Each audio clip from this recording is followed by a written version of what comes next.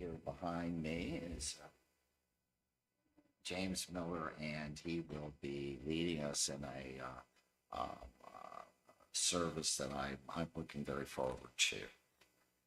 Now we're getting ready for our chalice lighting. If today our chalice is going to be lit by John Thompson.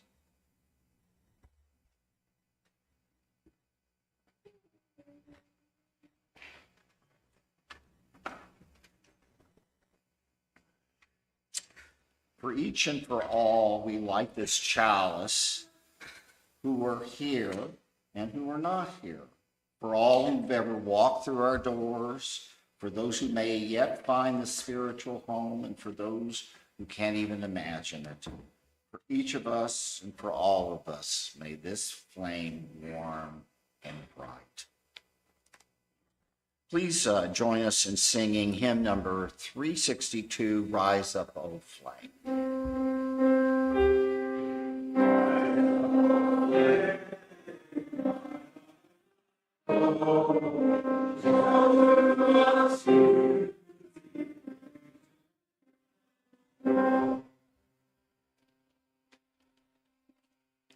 Our opening reading today is going to be by Jeff Strong.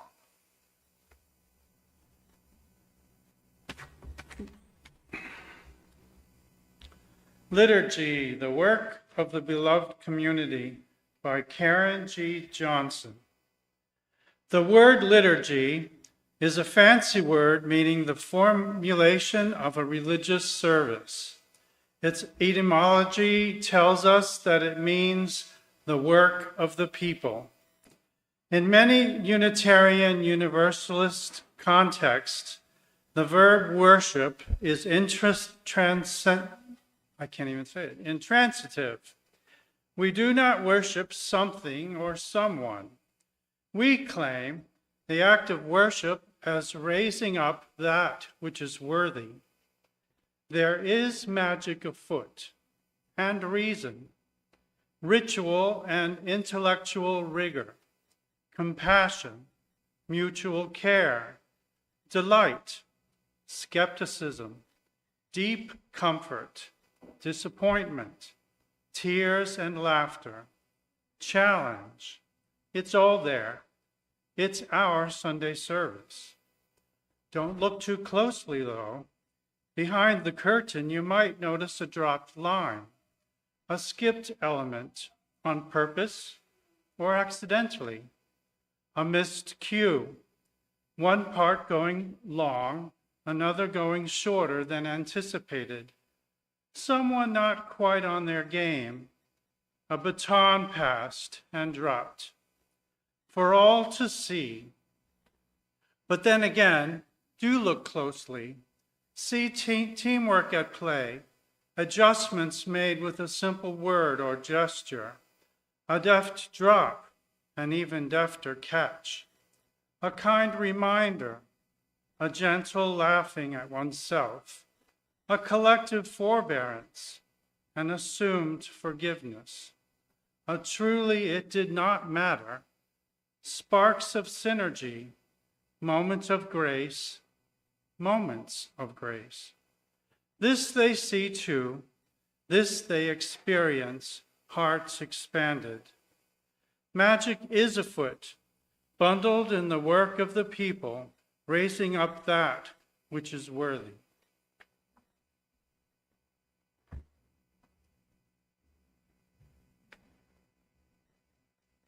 Thank you. Please let's now rise, body or spirit, as we sing together hymn number 318, which is, let me make sure I've got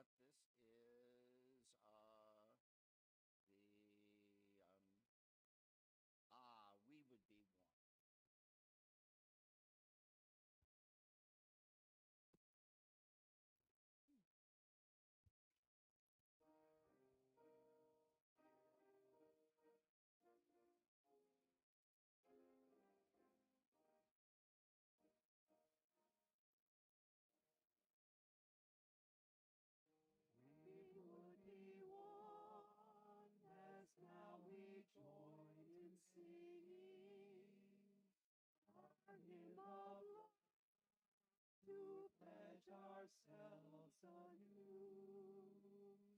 Through that high pulse of greater understanding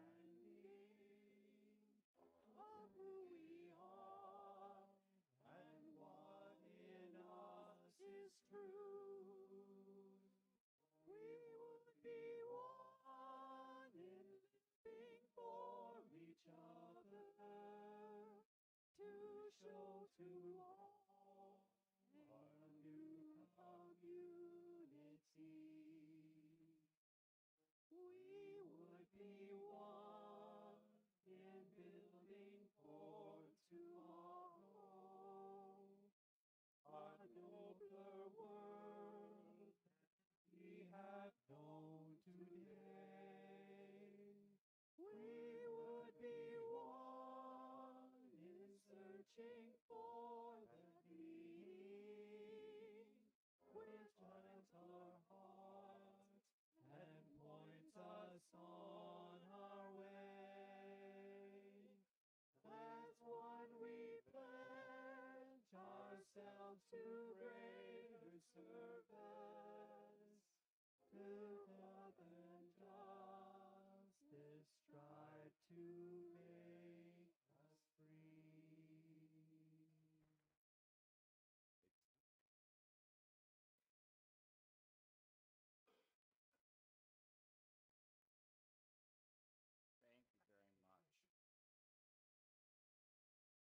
very much. And today, let us see, I see a few children, so I think we're going to have the children's recession. And let's see if there's anything else. One other thing before we even start this. You saw at the very beginning that there were papers available for you. If you would please write any joys and concerns that you have, because you'll have a chance to share them during the service. We'll bring them up. There's some over on this front seat, and there should be papers underneath the seats on through there, so people can all participate in this. And we'll write that, and during the offertory we will have them collected on there.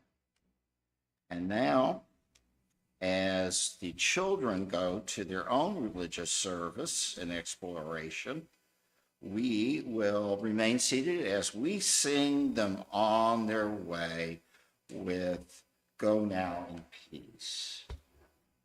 Is it not? Oh, it's Go Lift It Up. We're going to have a variation.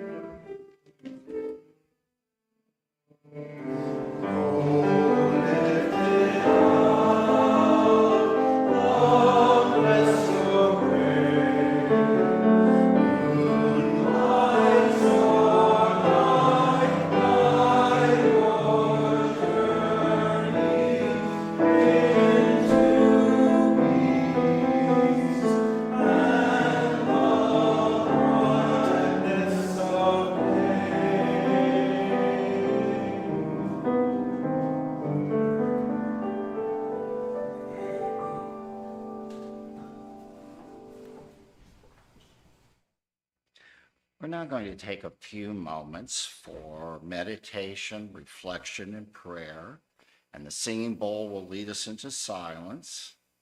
And after that silence, you're invited to join us in the song Spirit of Life, which will be a hymn 123, and the words will be shown on the board.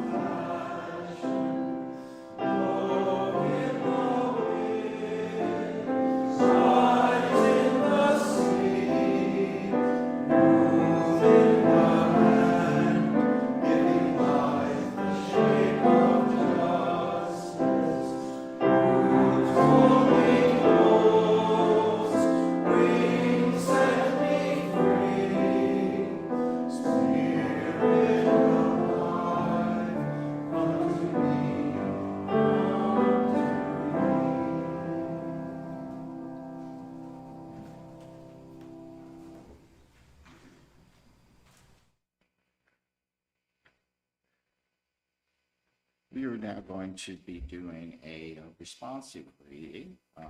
James and I are going to be doing this, and when we get to the words in italics, that will be read by the entire.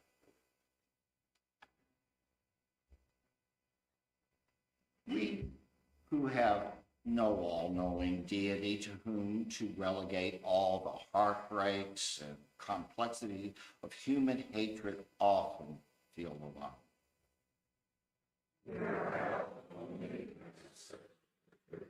We who are not sure of what is larger than us is sometimes left with a sense of burden when the world is troubled.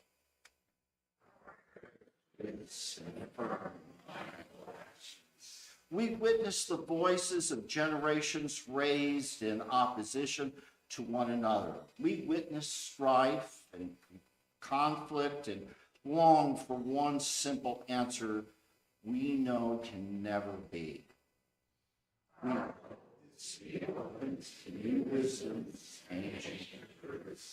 In our angers at the state of the world, we can lash out at and are tempted to retreat within our own hearts.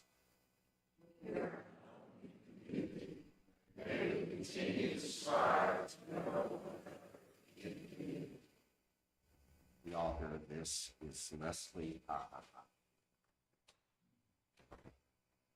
As a I am trying to find James' biography. Thank you very much. Well, I know James here, and I think he's a fine fellow, but maybe this will tell you a little bit more about him than I can tell you. James, who's speaking today, is a board member of our church, the UCBG, and is an aspirant for Unitarian Universalist Ministerial Fellowship. He's a high school studies teacher and an adjunct instructor of folk studies at Western Kentucky University. He's a perpetual student. He holds an undergraduate degree, actually degrees in biblical studies and philosophy, and a master's degree in folk studies and theological studies, as well as a graduate certificate in gender and women's studies.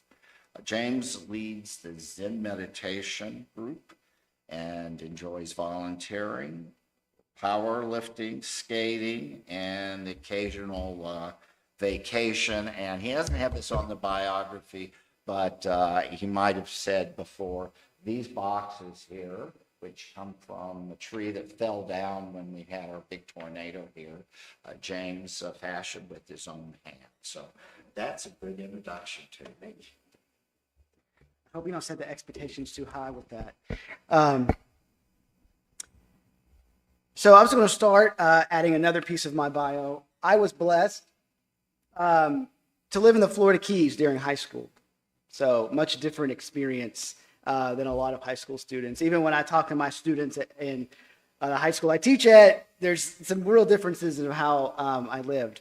One is that we could take boats places. Now, I didn't get to high school didn't get to the Keys till high school, so I was about 14 or 15. I'd been on a boat before, right? A little dinghy out in a lake. So I was excited. It was time to get a job. I'd been there a little while, so I hop in our little boat. It's a little skiff, maybe 5 or 10 horsepower motor, nothing big, okay? And I set out, and I'm going to go apply at a restaurant that's on the water. It's called Snappers. It was going to be awesome, okay? I was super excited. So I get out of the canal. Everything's great, okay? I get out in the open water. I'm not going far. I know I'm in a little boat. So I'm just kind of hugging the shore, and I see where I want to be. I see Snappers. I have an idea. So I point myself that way. And I'm going, and I'm not getting there. Going, and all of a sudden I realize I'm not pointed there anymore. I'm going, and I just can't quite get there. So what I realized is that this is not like a lake. There's a lot moving here. There's a lot that's pushing me, little by little by little. And I can't just make a correction once in a while. I have to consistently make these corrections, consistently repoint myself purposely toward snappers. Okay, and that's all well. I figured that out. Great. So as I'm approaching, and if many of you have been around water before, as the water gets shallow, boats have problems, right? And so to fix that, you dig canals, right? To where when the tide is low, you can still get places. And there's signs that they put up, right? And they're kind of tall because of high tide, and I'm in a little dinghy, and I'm super excited. So I'm headed towards Snappers, and it's a restaurant on the water, and there's big decks out, and people are eating, right? And here I come blazing in, okay? That water is about 1.5 feet deep, and it's muddy. And so here I am in the view of all, as centered as I can be. I have a rooster tail of mud, and I'm going about 0.5 mile an hour. Wah! And I'm just going. And I'm like, oh, my stars. So I literally get out, turn the boat around, drag it, and I just leave. I never go apply. I can't show my face there again. So there was a lot more going on to that little boat ride than I thought, right? Okay. There were some signs I needed to follow. There were some corrections I needed to make, right? I had to shift a little bit. And I feel like that can be the case with us. It can be the case with the liturgy. So that's what I'm going to kind of talk about today. I'm going to try to connect that a bit with beloved community. This is something I lecture on and I really like. And so you'll notice the problem is I have all of these ideas and I've tried to shove them into this. Okay, so bear with me a little bit.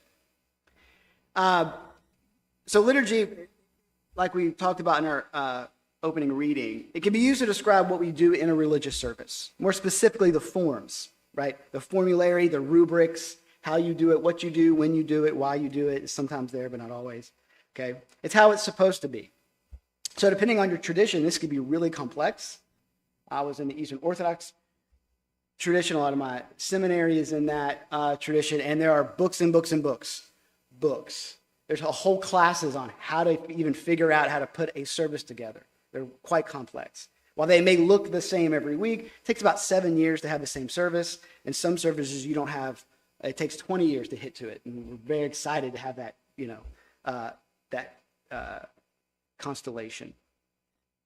But others are quite simple. Some don't have a authoritative liturgy at all. But that doesn't mean we don't have a liturgy, both written and maybe unwritten and unspoken.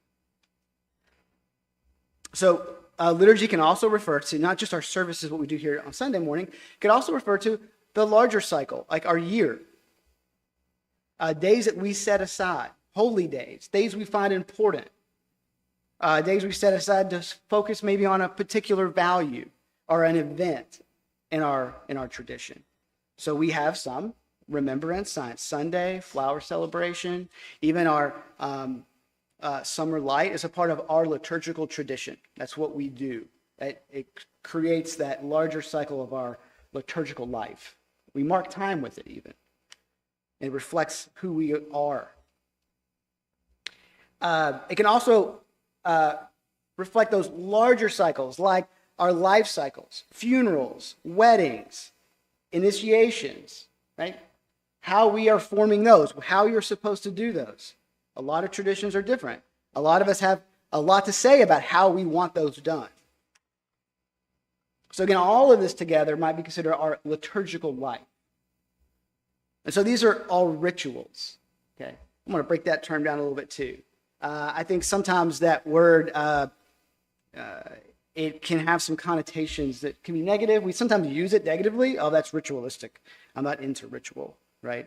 Or sometimes when I hear it, even with my background, sometimes there's that little bit of a stodgy feel. But we all have rituals. We all have things that we do regularly. And I would argue that rituals kind of give meaning to our lives, things that we do over and over again. And we do them in specific ways. Now, I think rituals are really helpful. I think sometimes we get in trouble when we deny we have rituals, because we do, right? Because things get away from us. If we're not noticing it, we can't correct. If I don't notice I'm drifting, I can't correct. They help bring a pattern or a base. Now, we talk about having services that are different every week, right? But we don't have radically different services every week, right? It's not, we don't come in one day and we're all facing that way, and the next day we're all facing that way, right? We have a basic form, right? If you came in and the chalice was over in the corner, you would ask questions, right? And you would ask questions because that's a regular thing we do, and when we change it, it becomes a highlight, okay? It's also comfort. We come, those things that we know we can depend on and we can start with and start our conversation with, those create comfort for us. Again, in our daily life, most of us have a routine that you do when you get up in the morning, right? And if you don't get to do it, how do you feel for the rest of the day? Terrible, right? Because you haven't become yourself. There's a ritual of becoming.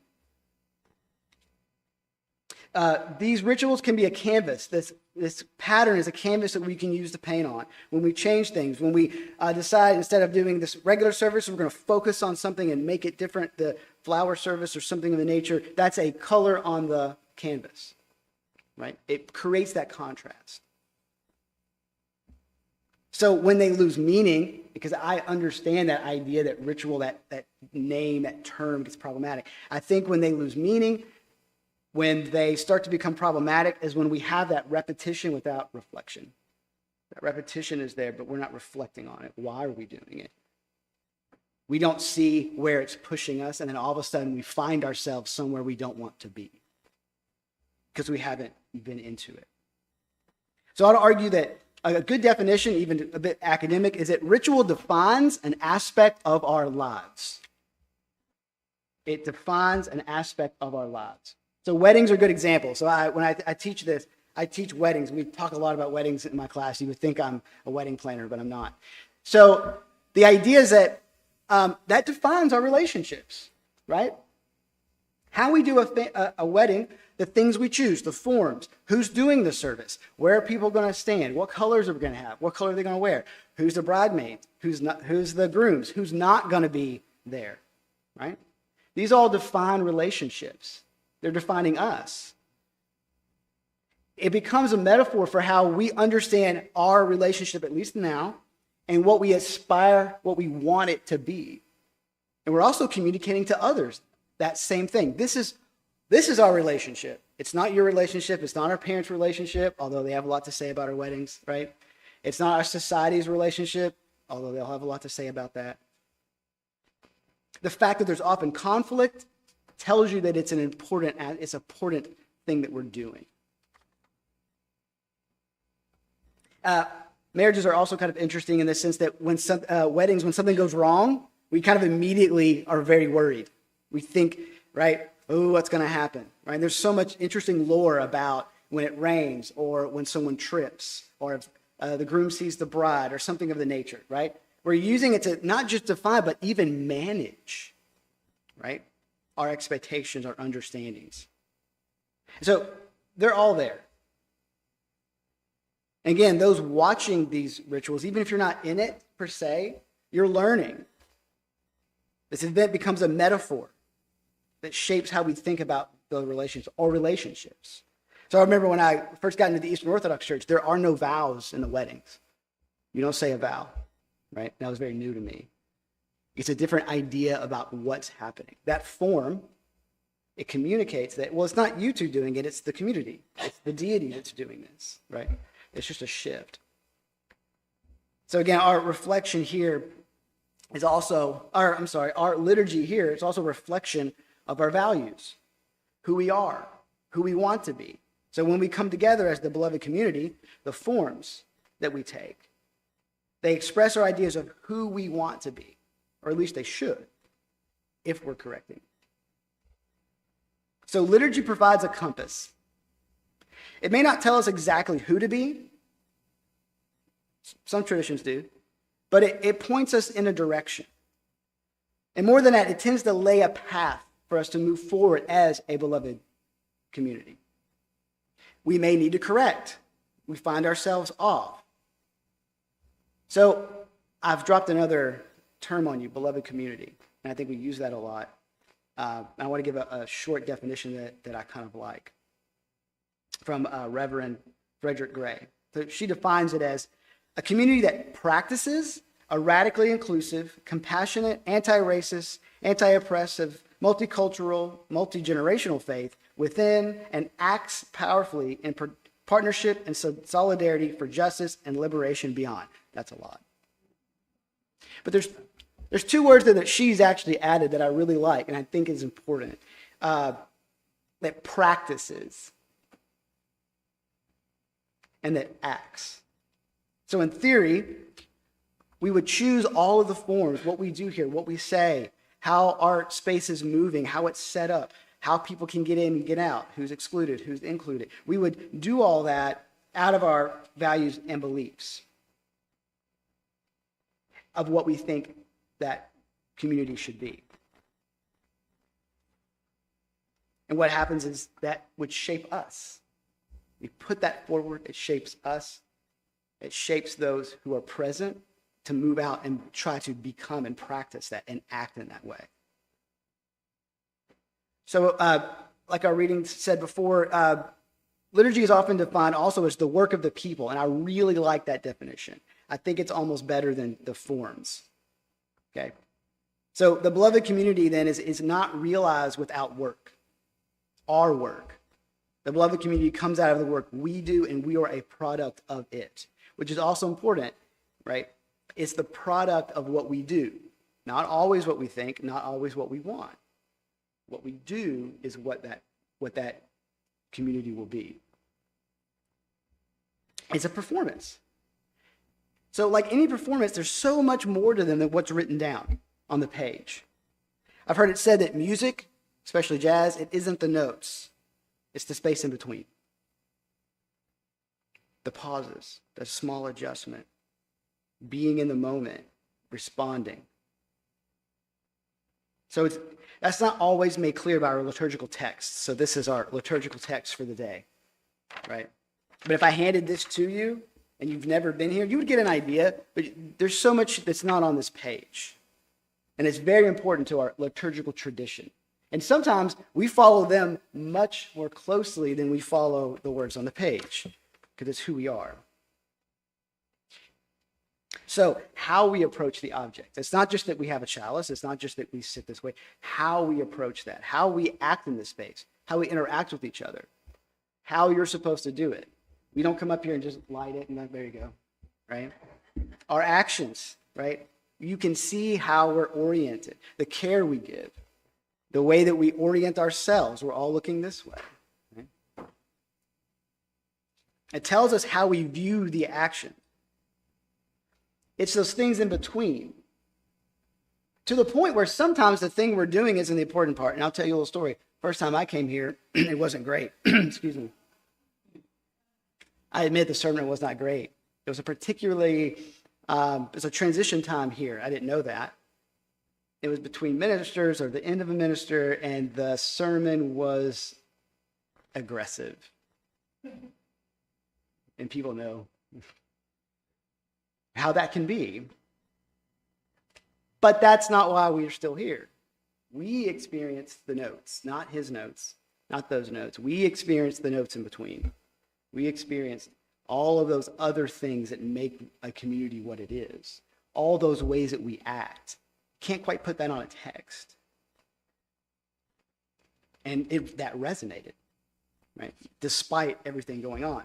Because that's only a small piece of the liturgy. The liturgy, that at work we do, it's more those spaces, response, and details. It's how we do it. So this is true of a lot of the rituals in our lives. So again, we want to be good at something, we do them, right? If we want to be fast, we run. We want to be strong, we lift. So practice makes...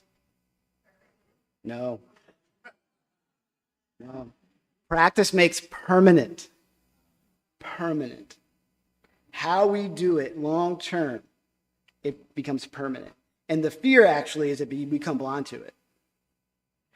Right? Even the good things and the negative things. We're blind to that. We're blind to that. Especially alone. Now in a community, we have this opportunity to see that, to bump the edges a little bit. Okay? So in seminary, I'm going to shift on you a minute. We took classes on liturgy, and they were not called liturgics or liturgical arts, I think sometimes people call it. It was liturgical theology. We weren't really studying a theological text. We were studying the text. The idea is that the liturgy you do, it is the theological text. In the East, we would do sermons from the text that we're doing because it is the metaphor for how we're supposed to be. So if our values and beliefs are expressed via our liturgy, we use that to understand our community, what we're doing. So liturgical theology takes a position that what we do is a source for understanding what we think, value, and believe, like a living scripture or a source. And again, I think this suits Reverend Susan Frederick Gray's definition very well. Because it's not that we believe in those things. We can do that. It's that we practice and act. That's the liturgy. So, again, the question for a community is, as we look back on what we do, does it reflect our values? Especially in the details. And maybe the details are some of the more important spaces. So our values and theology they should come through our liturgy. It should be obvious in what we do, even if we mess this up, because we will. It's never perfect. And it's not that you do it perfect, it's how you respond. That's how I was always taught when we did liturgy. It wasn't that you did it perfect. The texts are long. It's tons of stuff. It's how you responded. It's the ethos. When you made the decision, when something happened wrong, what decision did you make? What was the ethos? Did you get mad and tell somebody they did it wrong? Or did you say, hey, we're in a prayerful environment right now. Let's do what's best for the community right now. How is your response? I think that's good liturgy. So I think liturgy is actually the way real theological reflection is done. We can read texts, right? And I will say a lot of UU texts I read, they do move in that direction of the acts we do. Okay? When we reflect on what we're doing, how we're doing it, the results of our actions, and then we realign our values and goals. That's theological reflection. Or that's the stuff that I think matters. It's just those small corrections. But it's also seeing the signs, which I clearly did not do, right? And ended up a spectacle of myself, right? Even if sometimes those signs are obvious, not to us, not to individuals, but maybe a group. Together, we can see those signs. So when we make liturgical decisions, we are in the midst of theological and community work. And sometimes I think we forget that decision, we're just making it to get something done. But we are doing theological work. You're doing community work. Who does it serve? Does it support our values? Is it aspirational, or are we just settling? Does it reflect who we are and who we want to be? And then how do we make it reflect our values? Because again, each correction is not always going to get you right on course. It's generally a series of things that we're doing. We're consistently asking those questions, doing that work. So with that, I want to reiterate that liturgy is the work of the people. So we do a lot more work than just in here, right? What we do here goes well beyond a service. So it's very easy to see a service as a liturgy. We have a text, we're doing things, okay? But most of our community life is not that. You think about how much time you actually spend. Very often, we're going to meetings, groups, committees, making decisions, making food, visiting people, interacting with the larger community, worrying about this and that and the other thing. That's all a part of our liturgical life and practice. These are our work. And all these can be seen as liturgical acts that are expressing who we are and who we want to be, or it should. I mean, we do light a chalice at the beginning of our board meetings, right? We do have that sense. So we perform. We're able to play and dance together. And we see that one way here, but when we make decisions, sometimes those decisions don't seem worshipful or a big part of this, but they are important decisions, every one of them, every little thing that we're doing, who we're helping, how we're doing it. It's those things, the first time I came, that's what resonated and brought me back. not necessarily what happened in this space. Liturgy does not always reflect who we are in the moment, though, but who we want to be. We've all been to a meeting or two where we weren't our best selves, right? But we're in the moment. We're in that space, and we correct and we move forward, seeing that as an opportunity to become and be and reflect on who we are and moving toward that. Liturgies are also models. They're metaphorical models. So how we set up a structure is just as important as how we move through it, because it gives the model. It gives the metaphor. Who's in charge? Who's not in charge? Who's doing what? It sets relationships, just like a wedding, right? And we make those decisions. And we adjust.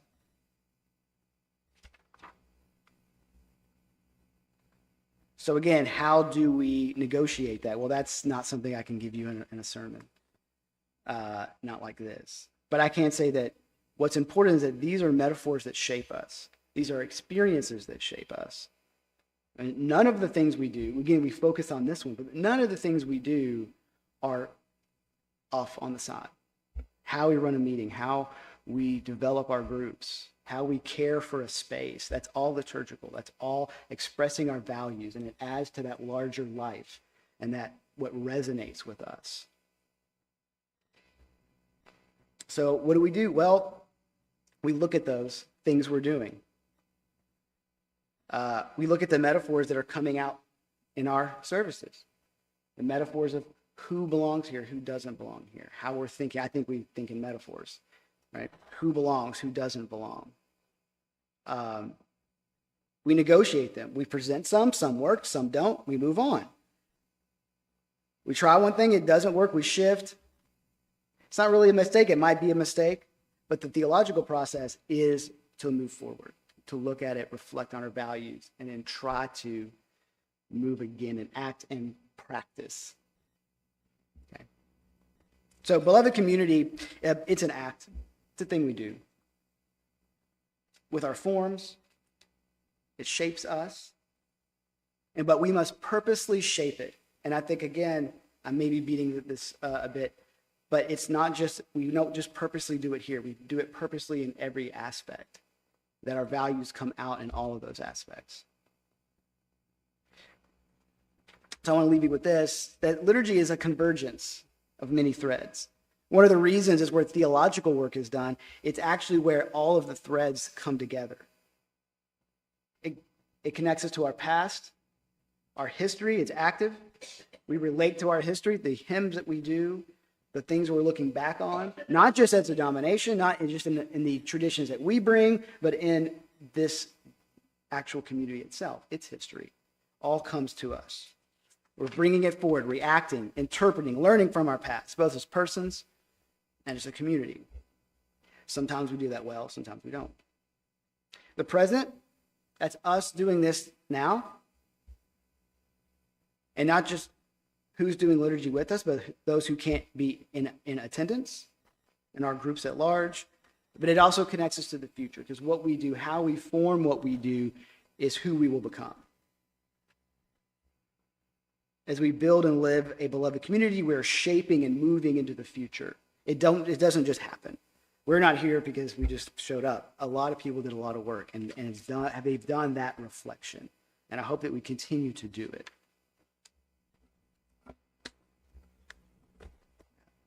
Thank you.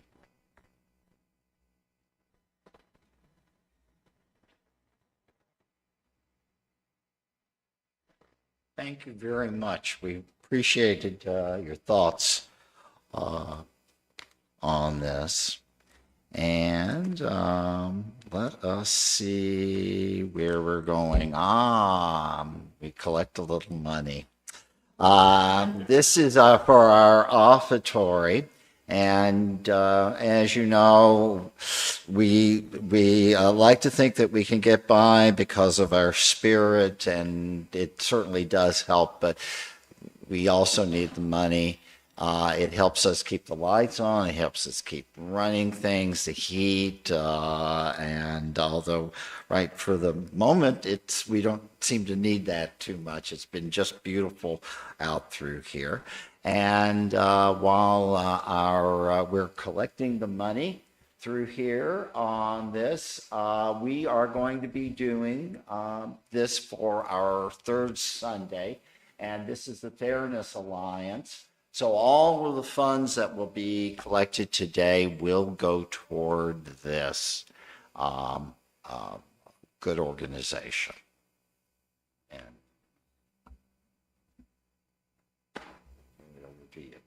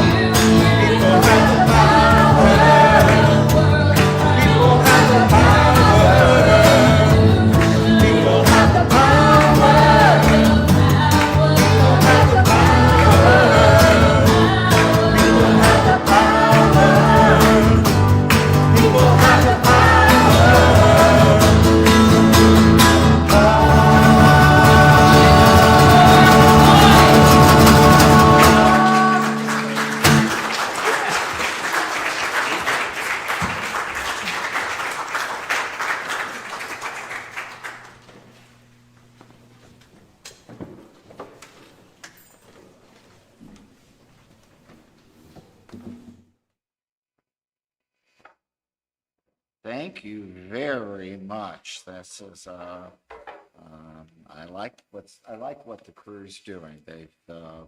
It's all they're playing together. It's sort of like our discussion about the liturgy. Liturgy sort of improves as you practice it, and it certainly our music from our crew has certainly has grown and has gotten fuller and brings us great joy on there. We want to thank everybody for the gifts that people brought. We appreciate that so much. If you have questions about the Unitarian Universalism or about joining the congregation or anybody, you can please speak with a member of the membership team. And let's see, could those of you we're back, Sharon's back, Eileen, we've got everybody sitting on the back seat through there. Just turn around, you can look at them. But actually, knowing most of the Unitarians, you talk to any of us, and we'll be able to give you a good opinion about all of that. Looking at community news, we want to talk about a couple of things. We're going to be doing, I will turn it over to you. Just this one. So we're going to paint pumpkins today. They're all set up in the fellowship hall. There's 8 that I kind of glossed over. There's many more. There's 16 of them, so go crazy. There's kind of a theme to it. It's pollinators, so bees and caterpillars and butterflies. We want to have a unified look to our display. It's going to be on the pumpkin trail over at the Preston Miller Park, where the water park is. Is there anyone that's going to be painting pumpkins today? You're going to sign up to do it? Okay, can I have somebody be a leader since I'm never there first? Can you help people out when you go over there? Yeah. Thank you. All right. Thank you very much. I'll turn it back over to Tim, who's capable hands. That's why you want to show up or not show up all through here. The next thing will be Pride. Pride is the next weekend, and we're going to be talking about that on Sunday. On Saturday is normally then the big Pride organization. And you can talk to me or to Jeff or to Diane and sign up for a shift. How are we doing? We need more people?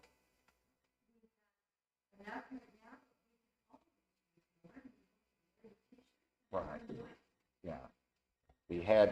We have a lot of old people, but yeah, we need younger people for this. I think all through there. So there. And from now until the end of November, the caring team will be collecting wool socks and waterproof coats and cash for the unhoused.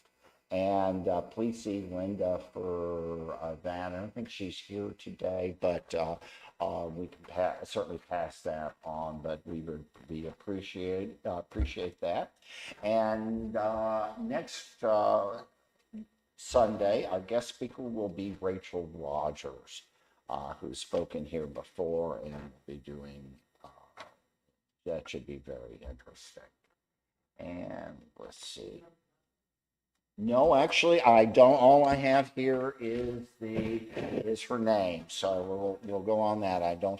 Fortunately, I don't have the topic on here. And let's see. Nope, I'm sorry. We'll have to wait. There should be an information in the e-blast that will be coming out on that. And now I think. James, how do you want to handle this in terms of talking about you? Yeah. Okay. So I'm going to read the joys and concerns that have been. I'm going to read the joys and concerns that have been given. We're going to light the candle. If you can come up, if you want to light a candle to represent your joy or your concern, so we can all visually see that. We're going to give you the opportunity. If you didn't get a chance to put your joy or your concern in the offering plate, you can come up and put it in the basket, and I will read that as people file through and light the candles. Oh, did we not? Yes, we did skip something. Sorry. You're right. We didn't. Well, that just gives the people at home a little bit of an idea of what we're going to be doing. But at this time, it is appropriate for us to sign off. We were so glad that you were able to join us, and we look forward to your coming with us and coming and sharing the next service.